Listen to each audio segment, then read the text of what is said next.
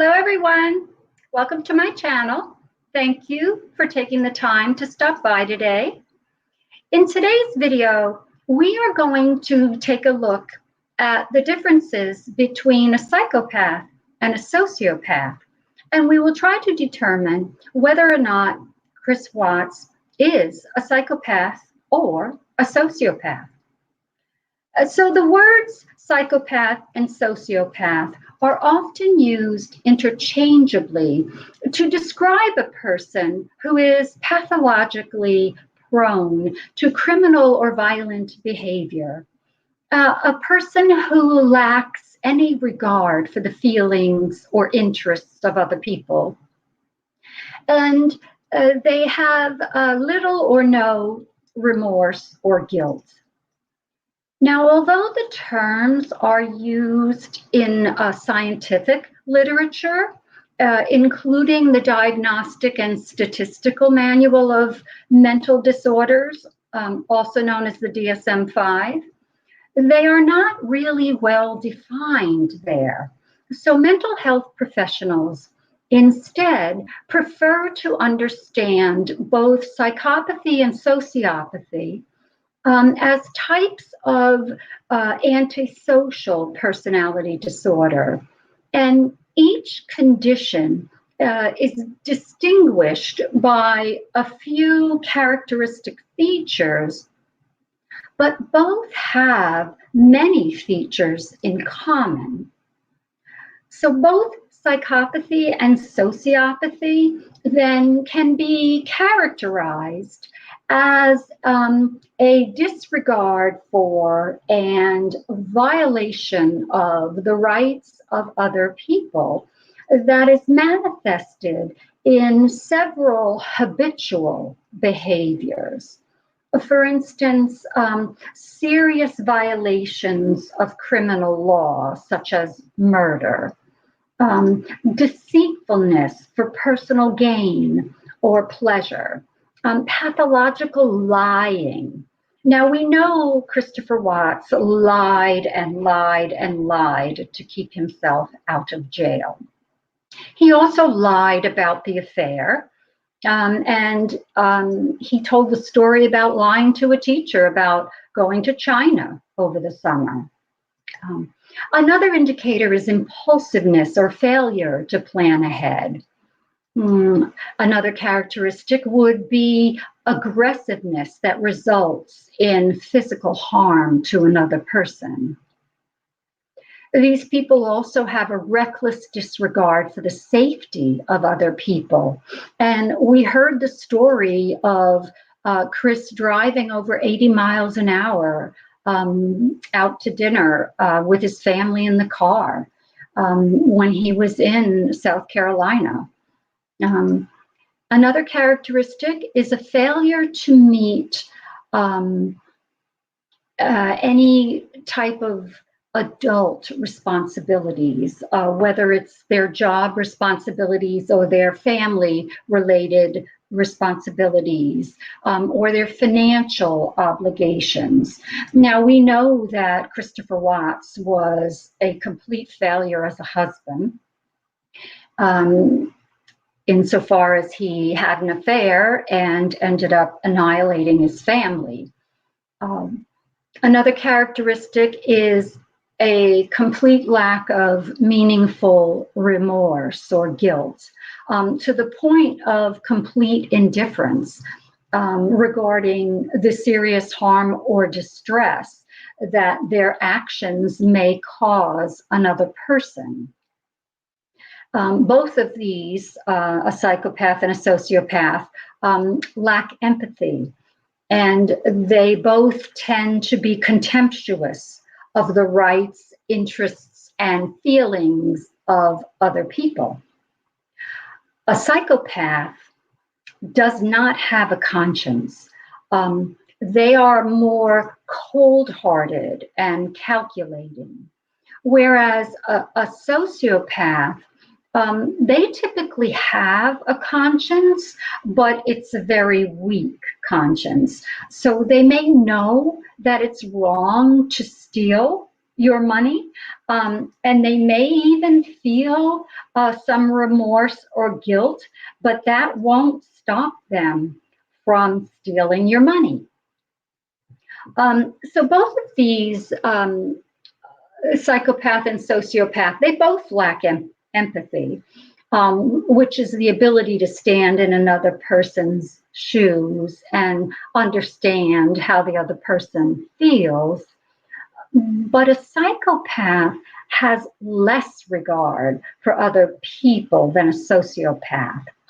And someone with this type of personality sees other people as objects that he can use for his own benefit. Psychopaths are also distinguished by a nearly complete inability to form genuine emotional attachments to other people. They form artificial and fake relationships. And the psychopath will cynically exploit or manipulate other people so that they can benefit. They can be very glib and even charming to other people, and they have the ability to maintain the appearance of a normal work or family life. And they tend to very carefully plan their criminal activity in order to avoid detection.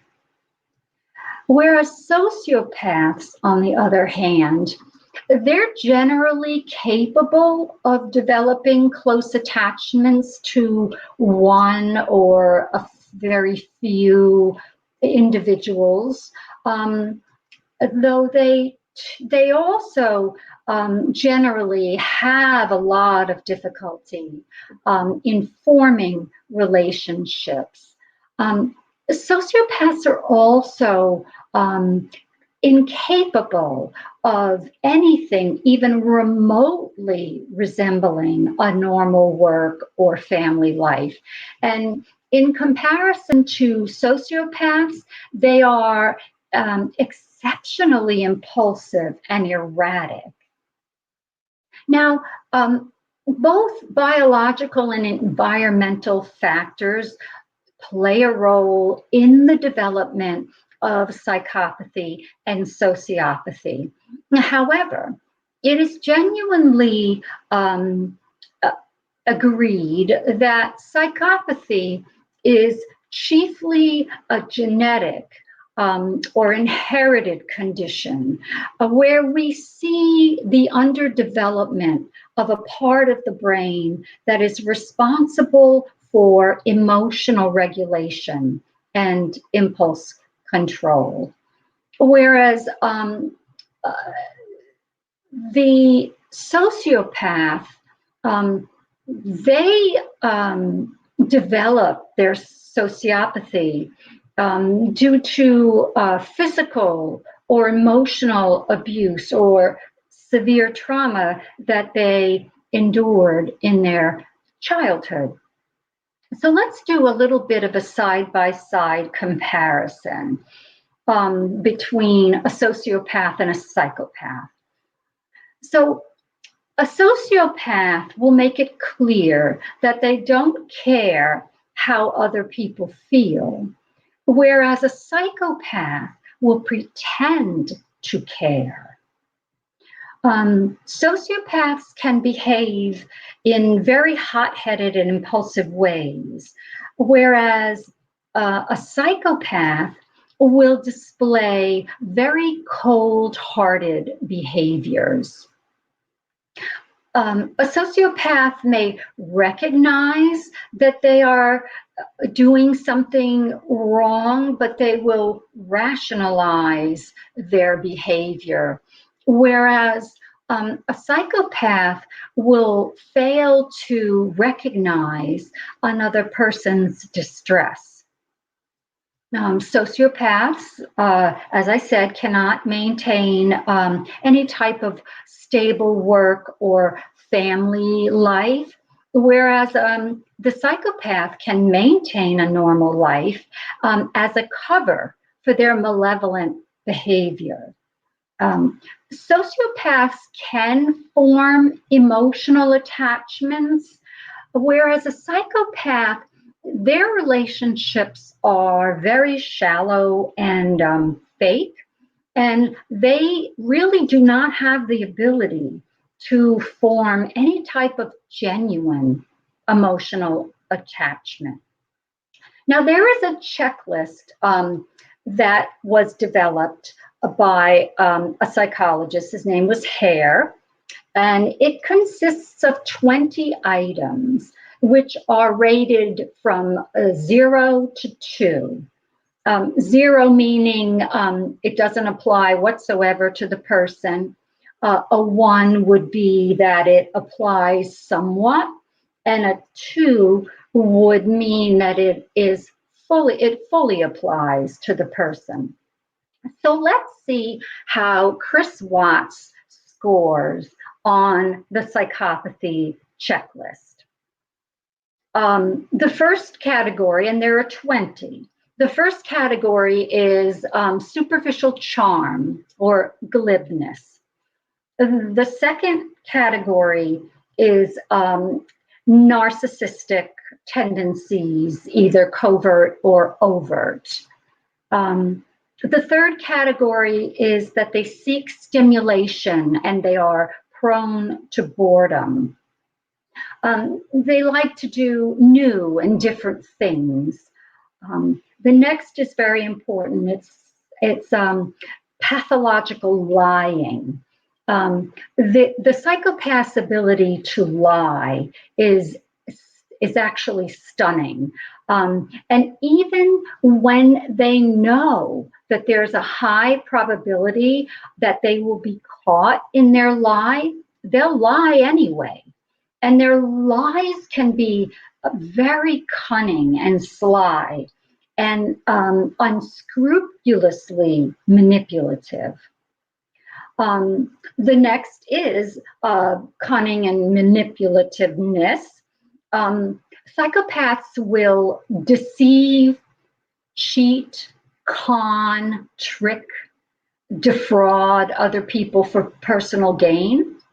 They will show callous ruthlessness, which is a lack of concern or pity for the suffering and the feelings of other people. The next category is a lack of remorse or guilt. So despite their words, a psychopath actually experiences very little emotional concern for the pain and suffering of other people. They are completely unfazed, they're dispassionate, they're cold-hearted, and they're unempathetic. They also display disdain for their victims. And they may even say that their victim deserved the fate that they, displayed on the victim. Next is shallow affect, which is emotional poverty or very shallow feelings. It's a coldness towards other people, despite they seem to be friendly, but it is not friendly. It's a coldness. The next is callousness and a lack of empathy. And psychopaths have a general lack of feelings towards other people, and they tend to be heartless, contemptuous, tactless, and indifferent. Next is what we call a parasitic lifestyle. They will intentionally manipulate and exploit other people for financial gain. Psychopaths also have poor behavioral controls. They may express sudden annoyance, irritability, aggression, or verbal abuse. They may have sudden outbursts of anger and contempt, and they can act very hastily on these feelings. The next category is promiscuous sexual behavior. So they may have affairs while they are married. They may be indiscriminate in selecting their partners, and they may have more than one relationship at a time. And we know that Christopher Watts was engaging in an affair with the mistress. The next category is early behavioral problems. There's often a history of antisocial behavior before the age of 13, which would include lying, stealing, cheating, any kind of vandalism or bullying, things like that, running away from home, cruelty to animals, or to another sibling. The next is a lack of realistic long-term goals.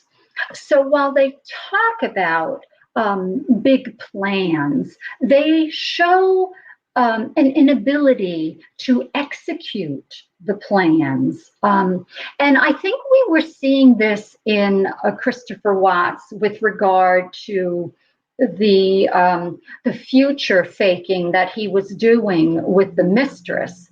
I really think that that last dinner at the Lazy Dog, he was starting to pull back on the relationship, in my opinion, because it was becoming obvious to him that it was time to put his money where his mouth was. And I think that, you know, he talked a good game and convinced the mistress that he was indeed going to, you know, move out and divorced Shanann. So I think that we see this clearly in Christopher Watts. Next is impulsivity in a way that they're unable to resist temptation. And they're unable to resist urges, and they don't have the ability to delay gratification. And I think we see this as well in him having the relationship, and he formed that relationship so quickly. And I think that he wanted the end result so badly, he was not able to delay the gratification of living happily ever after with the mistress. He didn't want to go through the arduous divorce process, which would delay the gratification of being with her. The next category is irresponsibility. These people, psychopaths, they don't honor commitments or obligations. And it can be whether it's work or school or family or social situations. They really fail to make good on these obligations. And I think we saw that in his complete failure to honor his marriage and the vows he took, the vows of marriage. The next is a failure to accept responsibility for their own actions. And it seems like it's never the fault of the psychopath. It's never their responsibility. They have little or no sense of duty or conscientiousness, and they will more than likely always deny their responsibility in whatever malevolent behavior they're engaging in. And they will deny, and manipulate for their own benefit. Another marker of psychopathy is some have very short-term marital relationships. They don't have the ability to maintain long-term relationships because they're inconsistent and unreliable. And I think an 8-year relationship is not a long-term relationship. The next category is juvenile delinquency. And these difficulties usually present between the ages of 13 and 18. And the juvenile crimes are usually very manipulative, aggressive, and callous. The next category is revocation of conditional release.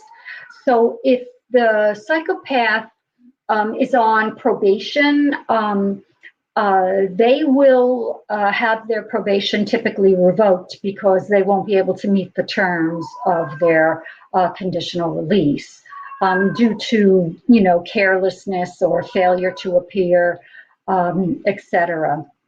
And the last category is criminal versatility.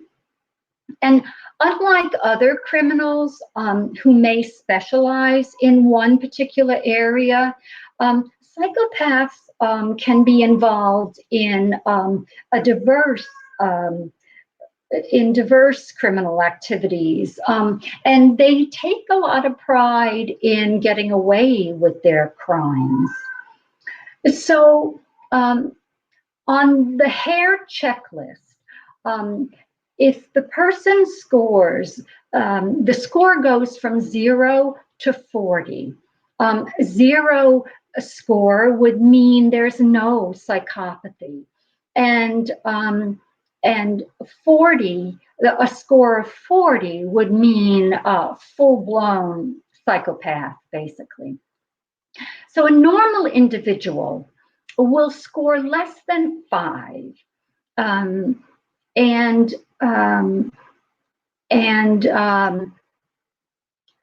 These people do have symptoms of antisocial personality disorder, and their score would be usually between 20 and 22.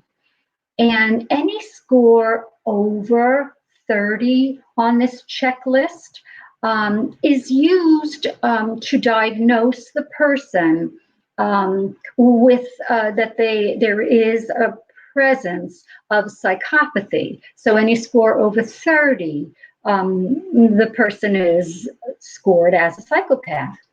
I scored Christopher Watts on the Hare checklist, and he scored a 34, which tells me that he clearly meets the criteria to be categorized as a psychopath.